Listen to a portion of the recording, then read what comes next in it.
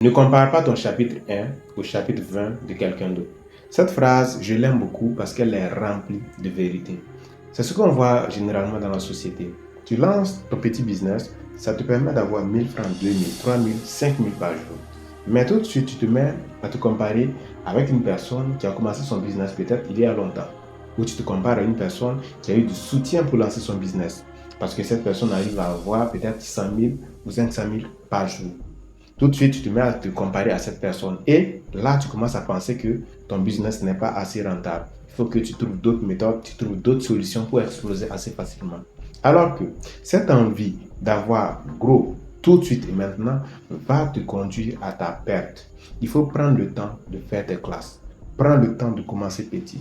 Commencer petit, c'est très important. Parce que lorsque tu commences petit, tu vas asseoir des bases. Ce sont ces bases-là qui vont te permettre plus tard d'arriver à exploser assez facilement.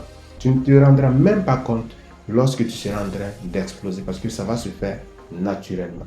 Mais quand tu te mets à te comparer à une personne qui est déjà à un chapitre 50 dans son projet, ça devient un peu compliqué parce que tu auras l'impression que tu es en retard alors que tu n'es pas en retard. Parce que, vous n'avez pas les mêmes étoiles.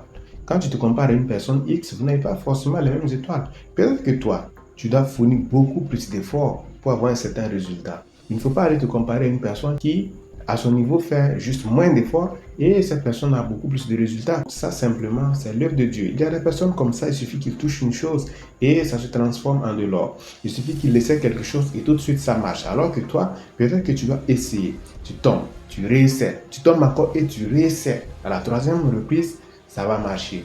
N'aie pas peur. Il ne faut pas te dire que non, toi tu n'es pas suffisamment aimé par Dieu. Ce n'est pas vrai. Parce que chacun a son étoile, chacun a son destin, chacun a son programme. Ne sois pas complexé par le fait que tu sois obligé de travailler beaucoup plus dur pour avoir un certain résultat. Deuxièmement, il ne faut pas se comparer à certaines personnes parce que vous n'avez pas forcément les mêmes réalités. Il y a des personnes qui commencent à l'origine du repère et il y a ceux-là, comme le disait Coach Simon, un monsieur que nous connaissons très bien, il y a ceux-là qui commencent à moins l'infini. Quand tu commences à moins l'infini pour arriver à l'origine du repère, tu ne peux pas te comparer à une personne qui a déjà commencé à l'origine du repère pour se retrouver à plus l'infini. Est-ce que tu vois un peu? Je te prends un exemple. Supposons que tu es étudiant par exemple. Toi, avant d'aller à l'école, quand tu te lèves, tu te demandes d'abord qu'est-ce que tu vas manger à midi. Comment est-ce que tu vas manger même à midi? Est-ce que tu vas arriver à payer le resto de l'université pour pouvoir manger? Alors que la deuxième personne, la personne à qui tu te compares, elle, quand elle se lève, le petit déjeuner est déjà prêt, tout est déjà préparé, le véhicule est prêt, il part, il monte, on lui descend à l'école, tout simplement. Toi, tu vas gratter jusqu'à arriver à l'université, tu vas t'asseoir. Vous allez suivre le même cours. Mais pendant que vous êtes en train de suivre le même cours, toi, tu te demandes ce que tu vas manger à midi. L'autre, déjà, il sait ce qu'il va manger à midi. Tu vois que ce n'est pas forcément les mêmes réalités. Et cette deuxième personne, si elle décide par exemple de lancer un business, peut-être qu'elle va avoir un financement. S'il faut 10 millions pour lancer le business, elle va avoir 10 millions. Alors que toi, tu es obligé de commencer ton business avec 10 000 ou peut-être avec 50 000. Donc, il ne faut pas aller te comparer avec cette personne qui a déjà commencé son business avec plusieurs millions de francs CFA. Il faut commencer petit, faire tes classes, évoluer, avoir de l'expérience. Et avec le temps, à un moment donné, tu verras que tu es déjà au même niveau que cette personne qui a déjà commencé à l'origine du repère, alors que toi, tu viens de moins l'infini. Et en ce moment, donc, tout sera beaucoup plus facile. Sinon, si tu te mets tout de suite à te comparer à d'autres, alors que tu viens tout juste de lancer ton business, tu vas très vite te perdre. Je te prends un exemple simple. J'ai un ami comme ça avec qui on s'est lancé ensemble dans la vente en ligne.